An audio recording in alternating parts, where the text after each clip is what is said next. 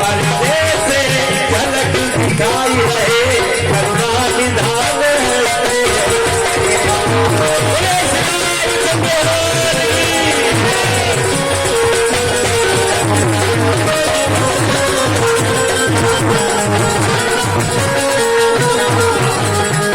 एक ही घूंट में पूरा पान कर लिया कटोरा।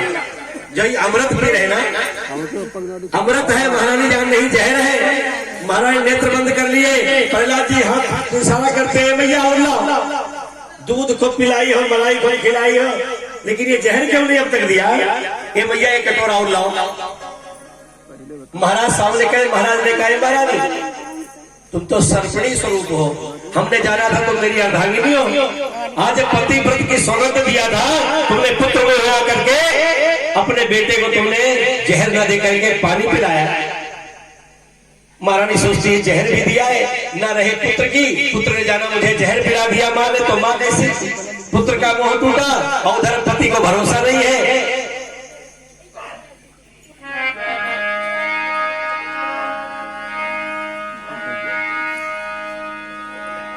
भगवान का ध्यान करते हैं कि प्रभु न रही मैं पुत्र की और न रही अपने पति की। घड़ी रोए रही भक्त बेचारी, अब रातों खबर गिरधारी।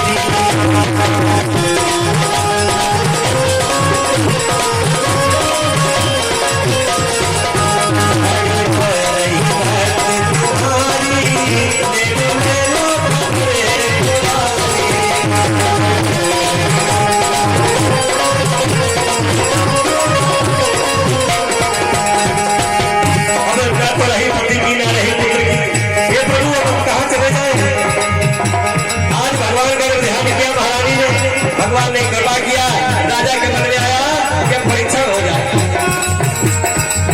भगवान उतनी देर में वो जहर वाला कटोरा खाली करके भगवान रख गए हैं। अमृत वाला कटोरा बदल गया। राजा ने कहा रानी रो नहीं, ये त्रिया चरित्र मत दिखाओ।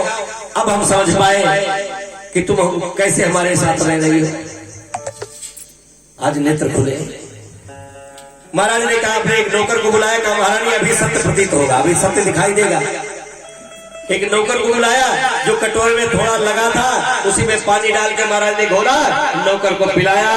नौकर जैसे पिया वैसे राम राम सीता राम राम पर पहुंच गए। नौकर मारा गया। महाराज देख रहे कि पूरा कटोरा विष पीने वाला फिर मांग रहा है और लाओ। किंचित मात्र का पान करने वाला हमारा नौकर चला गया संसार से।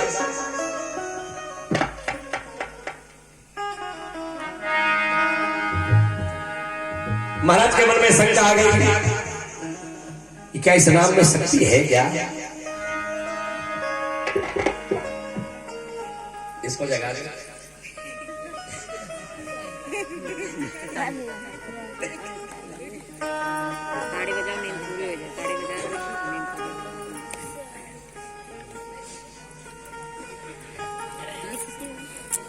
बोले श्री रामचंद्र भगवान की।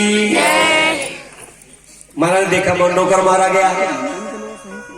महाराज मारे क्रोध में आ गए। प्रहलाद का पकड़ा हाथ, जहां पर सर्प पड़े हैं बड़े बड़े विषधारी, और सर्पों का भय दिखाते हैं महाराज कि वहां जहर पी के तुम नहीं मरे, लेकिन इन सर्पों के बीच जाओगे, विशाल जहर इनके अंदर है, अभी मारे जाओगे। प्रहलाद देखा पिताजी ये सब बातें क्यों करते हो, कायरता की बातें करते हो? अरे हमें ढकेलो, जो कुछ करना है करो, हमें अपने राम से भरोसा है, तुम्हारे ऊपर में। महाराज को क्रोध आया, सर्पों के बीच ढकेल दिया प्रहलाद को। प्रहलाद सर्पों के बीच जब गिरे तो सब सर्प अपना विष उगलते हुए पीछे पिछड़ने लगे। राम भक्त को नहीं डसे। महाराज प्रहलाद को ले गए ऊंचे विशाल पर्वत पर। पर्वत का भय दिखाते हैं, इतना ऊंचा पर्वत है बेटा, यहां से गिरोगे तुम्हारे प्राण पखेरु रास्ते में उड़ जाएंगे। भगवान ने पर्वत को धूल रूप कर दिया है। जैसे महाराज ने धक्का दिया, प्रहलाद जी बेचारे उसी में लुढ़कते लुढ़कते लुढ़कते लुढ़कते ऐसे नीचे आए कि जैसे लग रहा हो स्पंज का गद्दा बिछा दिया हो भगवान। महाराज ने सोचा चलो अब पापी मारा गया। अपनी सेना के साथ महाराज जब नीचे आए तो देखा राम राम सीताराम सीताराम सीताराम राम राम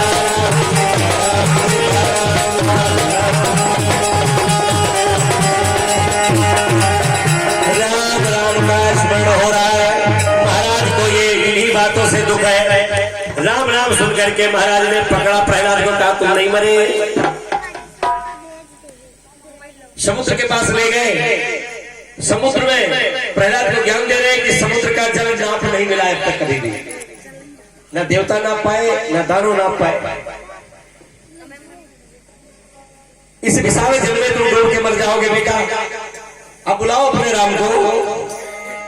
भगवान आकर के सागर के बीच जल में खड़े हैं भगवान, लेकिन उस पापी को नहीं दिखाई दे रहे, प्रहलाद को दिखाई दिए। प्रहलाद कहते पिताजी जल्दी करो, अरे दूरी अभी हमारे पुरुष से, मुझे जल्दी पहुंचाओ उनके पास। उठा के प्रहलाद को फेंकवा दिया अथाह जल में। भगवान ने अपनी गोद में रोक लिया प्रहलाद को। बोले भगवान भगवान की। और मारने वाला है भगवान, बचाने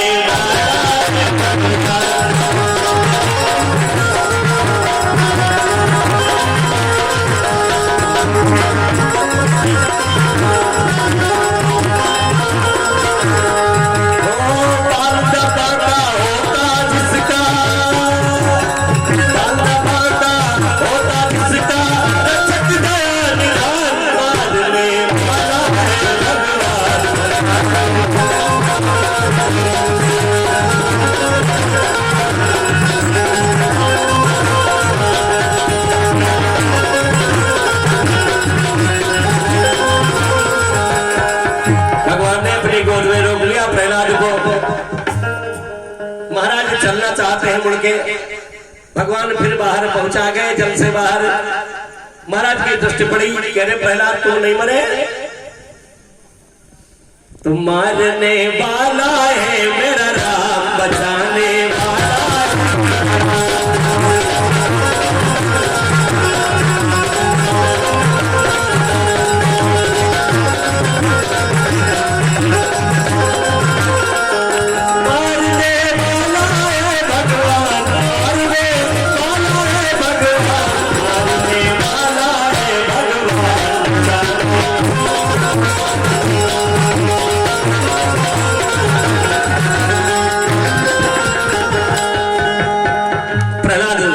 को उठाया और सीधे ले जाकर के अपनी बहन डुंडा के यहाँ पहुंच गया, जिसका नाम बाद में होलिका पड़ा।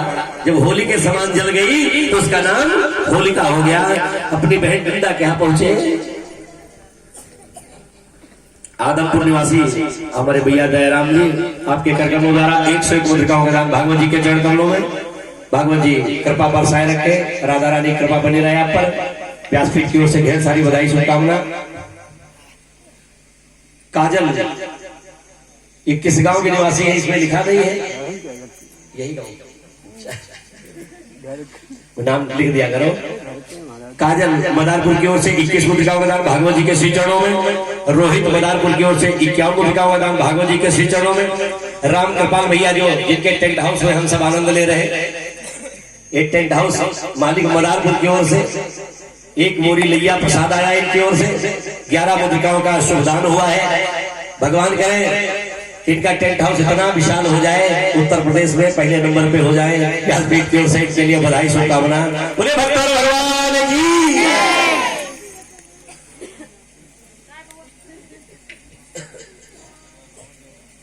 डुंडा ने देखा कि भाई और भतीजे दोनों एक साथ आए, बड़ी प्रसन्न हुई। भैया बधाई हो, कि बधाई ना हो, हम आए भी तो क्या है, एक कलंक की औलाद पैदा हो गई घर में।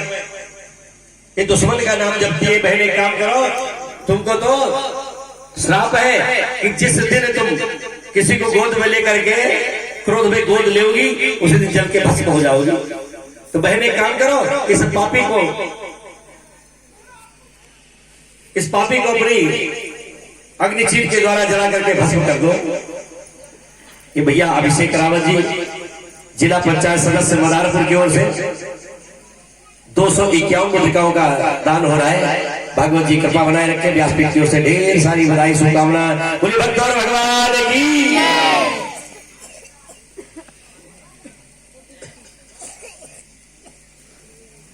रुन्ना कहती है कि मुझे मेरे पास प्रहलाद को छोड़ दो भैया, ये बालक है अबोध है, इन्हें समझा दूंगी, ये समझ जाएगा और मैं भेज जाऊंगी 2-3 दिन बाद। हमारे पास छोड़ दो, समझा बुझा के इन्हें भेज जाऊंगी। प्रहलाद ने कहा दिया, बड़े बड़े हार गए। माँ समझाई नहीं समझ में आया, पिता समझाए, गुरु समझाए और सब हार गए। तब तुम क्या समझाओ? अरे जो समझाना अभी समझाओ, कल परसों की बात नहीं, अभी समझाओ। मारे क्रोध में आके गोद में लिया प्रहलाद को, अग्नि के समान जलने लगी। इस समय जलने लगी, भगवान आकाश मार्ग से देवताओं को लेकर के आए, अमीर गुलाल की बारिश कर रहे हैं कि कहीं हमारे भक्त प्रहलाद को आग का कोई स्पर्श न होने पावे। फूलों की वर्षा कर रहे हैं। इधर राक्षस की जो सेना थी देवताओं पर कीचड़ फेंक रही है, गोबर फेंक रही है। तो आज भी हमारे समाज में होली होती है। प्रहलाद जी की रक्षा किया था भगवान ने उस दिन, भक्त की रक्षा हुई, होलिका जल के भस्म हो गई, वो पापिन जल के भस्म हो गई। इसी नाते हमारे भारतवर्ष में होली मनाई जाने लगी। तो आज भी जो लोग, कुछ लोग रंग से नहीं खेलते, गोबर से खेलते होली। कुछ लोग गोबर से खेलते हैं ना, नाना प्रकार की वस्तुओं से होली खेलते हैं। वो राक्षस का काम है। भगवान का काम था, भगवान होली खेले थे, माने भगवान रक्षा में होली खेले थे। भगवान अमीर गुलाल की बारिश कर रहे थे, पुष्पों की बारिश कर रहे थे। तो आज से कोई भी गोबर से होली, मिट्टी से होली नहीं खेलेगा, सभी लोग रंग से होली खेलेंगे। बोलिए भक्तों भगवान की।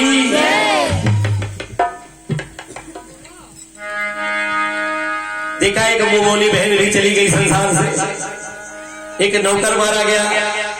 अब कहां चले जाए महाराज, क्रोध में आ गए, पकड़ा हाथ घसीटते हुए लाए, एक खम्भ से बांध दिया। तो आप बुलाओ अपने राम को। मैं नहीं चाहता था मेरे हाथों तुम्हारा बंद हो बेटा, लेकिन तुम मजबूर कर दिए हो। खम्भ से बांध दिया प्रहलाद को, कहते बुलाओ अपने राम को। प्रहलाद जी करते कह रहे कि जो तलवार आप हाथ में पकड़े हो ना महाराज, इस तलवार में हमारे राम छुपे हुए हैं।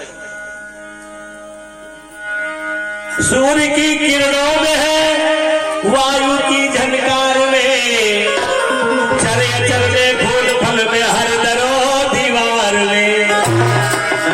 आप में है, मुझ में है, इन सब में है, दरबार में। हम में है, डोर में है, आपकी तलवार में। नाम में हर वस्तु में पहले उसी का नाम है। देखने वाला हो तो कण कण में व्यापक राम है। जैसे इतना कहा कि हिरण्यकशिप ने खम्भ पर किया खंग सेवा।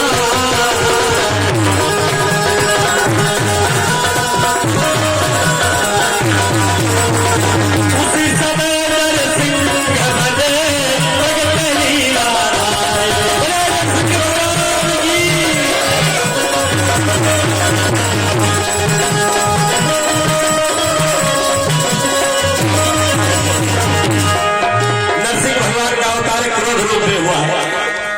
भगवान का शीश है नर का पूरा शरीर और मुख है सिंह का। इतने क्रोध में अवतार हुआ कि पृथ्वी डगमग कांपने लगी। भगवान इतने क्रोध में आ गए कि जो उसके सैनिक थे सबको उठा उठा के पटक पटक के मार डाला। आकाशवाणी हुई कि अवसर बढ़िया है, अवसर मत चूको। एक बात सुनो हिरण्यकश्यप, आज मैंने अवतार लिया है, अब तुम भी ये मत कहना कि तुम्हारे साथ धोखा हुआ। युद्ध करो। कुछ देर तक भगवान युद्ध किए। उसके बाद जब संध्या काल हो गया, क्योंकि मांगा था कि न दिन में मरूं न रात में मरूं, तो जब दिन ढलने लगा, दिन समाप्त होने जा रहा है और संध्या काल होने वाली, उस क्षण तक भगवान युद्ध करते रहे। और जैसे वो समय आया वैसे उठा लिया हिरण्यकश्यप को और चौखट पे बैठ गए भगवान। न अंदर न बाहर, न ऊपर न नीचे, भगवान के गोद में है।